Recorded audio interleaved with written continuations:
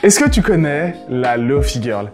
Avec ses presque 15 millions d'abonnés sur YouTube, il est peu probable que tu ne l'aies jamais vue. Son concept est simple, on la voit tous les jours en live en train d'écrire quelque chose. Et ce, sur fond de musique Lo-Fi. Perso, ça fait des années que je mets son live en même temps que je travaille, et sans m'en rendre compte, j'ai passé vraiment beaucoup de temps à ses côtés, alors que je ne la connais même pas.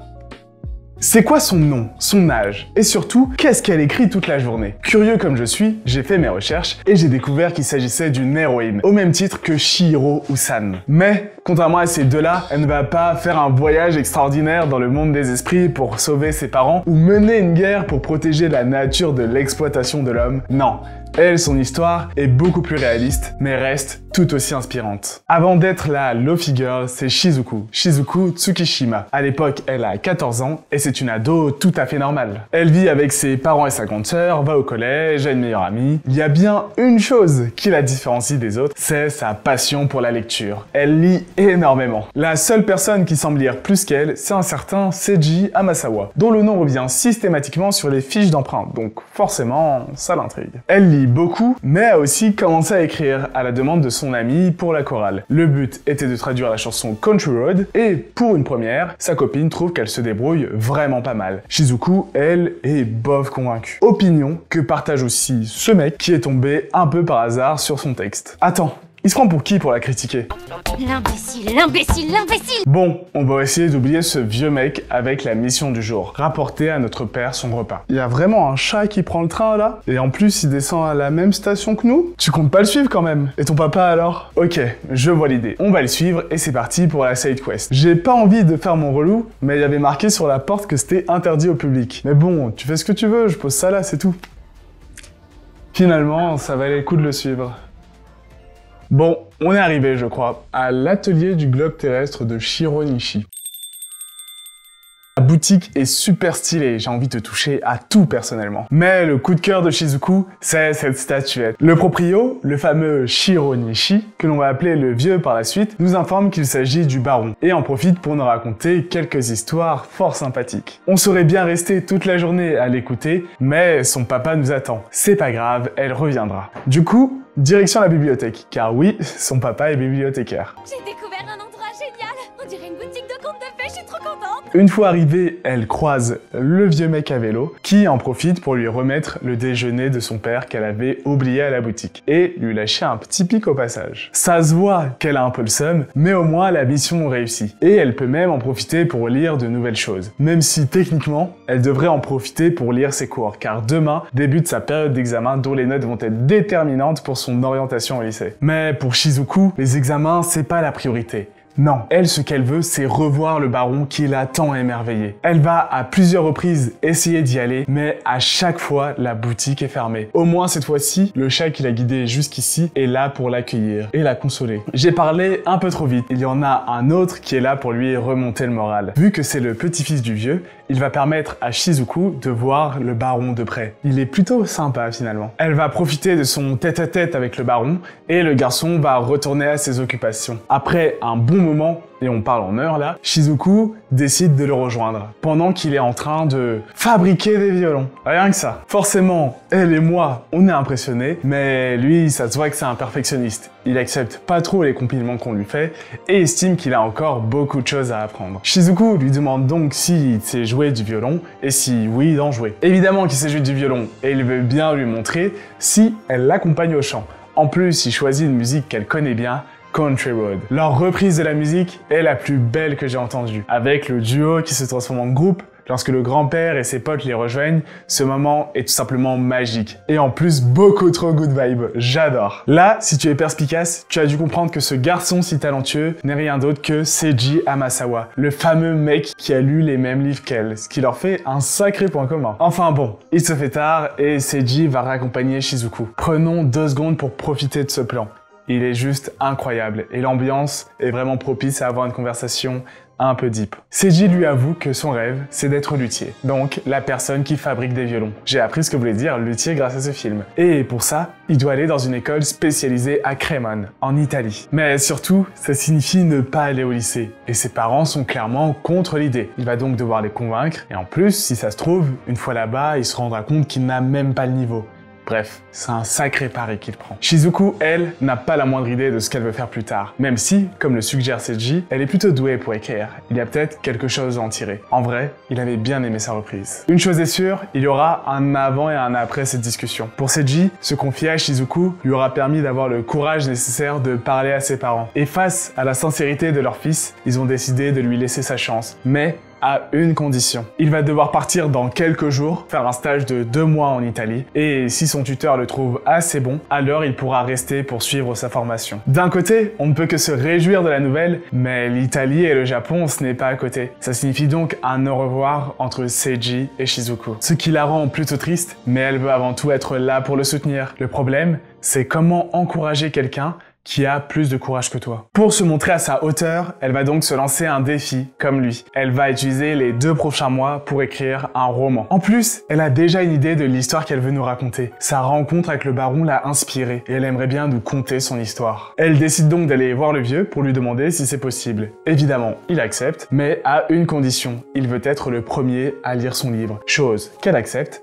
même si elle ne comprend pas trop pourquoi quelqu'un voudrait lire son livre. En tout cas, Shizuku est plus que motivée pour réaliser son projet. Et mine de rien, c'est son premier pas pour essayer de vivre de sa passion. Mais est-ce que vous savez ce que ça veut dire le mot passion? Passion, ça vient du latin passio, qui signifie la souffrance. Shizuku va apprendre la plus grande leçon de sa vie. Créer, c'est souffrir. Mais c'est une souffrance que l'on accepte volontiers. Pendant les 2 prochains mois, elle va vivre pour son roman. Chaque seconde de son temps sera consacrée soit à l'écriture, soit à la recherche. Ce qui impacte ses cours, elle ne suit plus du tout en classe et ses notes deviennent catastrophiques. Sa santé, elle se couche à 4 h du matin, voire s'endort sur son bureau. Elle ne prend même pas le temps de manger avec sa famille pour rester focus. Petit à petit, elle met une distance entre elle et ses proches, au point où elle ne peut même pas dire à ses parents ce qu'elle fait. Ils savent juste que c'est un défi et qu'elle a peu de temps pour le réaliser. Heureusement, elle a la chance d'avoir des parents compréhensifs, mais qui la mettent en garde.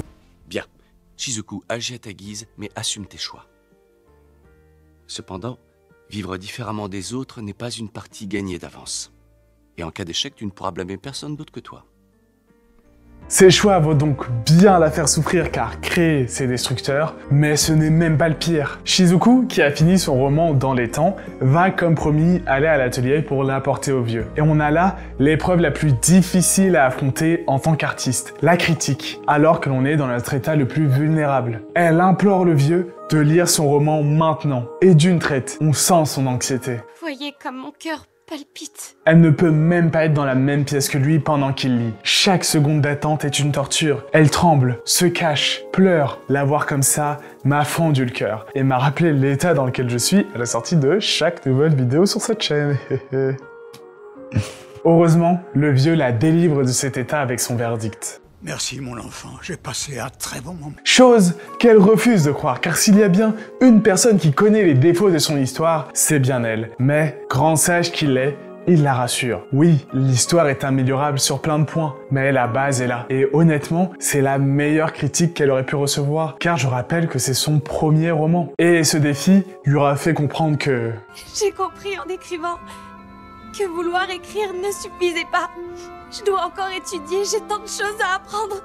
Mais maintenant, elle sait ce qu'elle veut, et elle va se donner les moyens de réussir après un repos plus que mérité. De ce que je sais, Shizuku a continué à écrire pendant 10 ans, mais sans le moindre succès. Elle a même pensé à arrêter suite à son dernier échec, mais le vieux était là pour la rassurer. Lorsque le doute nous envahit, le plus simple est de tendre l'oreille et d'écouter son cœur. Si on est honnête avec nous-mêmes, on trouvera toujours la réponse. 10 ans, c'est aussi le temps de la relation à distance entre Seiji et Shizuku. Après son stage de 2 mois, il l'a retrouvée et a promis de l'épouser lorsqu'il sera devenu luthier professionnel. Chose qui est arrivé très récemment. Ils vont donc pouvoir se marier et on leur souhaite beaucoup de bonheur. La love figure s'appelle donc Shizuku, elle est fiancée à Seiji et chaque jour qui passe, elle continue à écrire afin de se rapprocher un peu plus de son rêve. Je pourrais m'arrêter là en disant un truc du style « Prenez exemple sur Shizuku, vous pouvez vivre de votre passion, mais attention, la tâche sera rude, blablabla. » Mais à quoi bon ? Shizuku n'existe pas, la Lofi Girl n'existe pas. Vous savez qui existe par contre? Le papa de Shizuku. Non, pas lui, ni lui, Yoshifumi Kundo. le réalisateur de Si tu tends l'oreille. Il a rejoint le studio Ghibli en 1987 et va très vite occuper des postes importants comme animateur clé, chef animateur, character designer pour les différents films du studio. Donc, Le Tombeau des Lucioles, Kiki la petite sorcière, Souvenir goutte à goutte, Porco Rosso, Pompoko, La princesse Mononoke. Bref, tu comprends que c'est une grande ponte qui est vue en très haute estime par Miyazaki et Takahata. Et je trouve ça beau qu'un grand passionné avec de l'expérience aborde le début de la passion, la première œuvre, les premiers hauts et bas créatifs. 2 ans et demi après la sortie du film, Yoshifumi Kondo est mort. Il avait seulement 47 ans. La raison, il a négligé sa santé et est mort d'anévrisme. Et la cause de tout cela, c'est le surmenage. Lui qui était pressenti pour prendre la suite de Miyazaki en tant que figure emblématique du studio est finalement celui qui poussa le maître à son premier départ à la retraite. En apprenant l'histoire de Kondo, j'ai d'abord trouvé ça ironique. Il est mort de sa passion alors qu'il a créé une œuvre presque indispensable pour tous les jeunes artistes. Mais j'ai pris du recul. J'ai compris que le problème, ce n'est pas le film. Il est excellent selon moi, ni même Kondo. Non, le problème, c'est le système, l'industrie du divertissement, qui, de par sa nature capitaliste et productiviste, est en opposition totale avec le processus créatif. Et malheureusement pour lui, l'animation japonaise est l'une des plus impitoyables vis-à-vis de ses artistes. Les animateurs travaillent en moyenne 60 à 80 heures par semaine pour un salaire médian de 1300 yens par heure, ce qui est bien en dessous des 2400 yens par heure pour les autres secteurs. La plupart n'ont pas la sécurité de l'emploi, car les studios préfèrent ou ne peuvent qu'avoir des animateurs freelance. Vous avez compris, c'est la merde. Et à tout ça, il faut ajouter la pression énorme qu'a dû subir Kondo en interne pour répondre aux exigences qu'implique le studio Ghibli. L'industrie l'a tué, mais son héritage, lui, est bien présent. Grâce à son film, des millions de personnes